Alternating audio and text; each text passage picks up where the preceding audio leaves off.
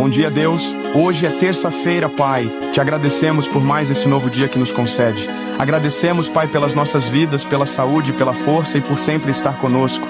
Te pedimos, Pai, que abençoe a vida da nossa família, a vida dos nossos amigos e de todos ao nosso redor. Que o dia de hoje seja produtivo, cheio de bênçãos e vitórias.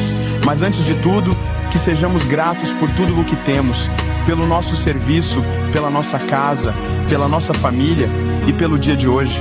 Pai, te pedimos também que nos guarde de todo o mal do inimigo que está a todo momento querendo nos derrubar. Mas sabemos que o Senhor está conosco a todo instante e o inimigo não tem vez.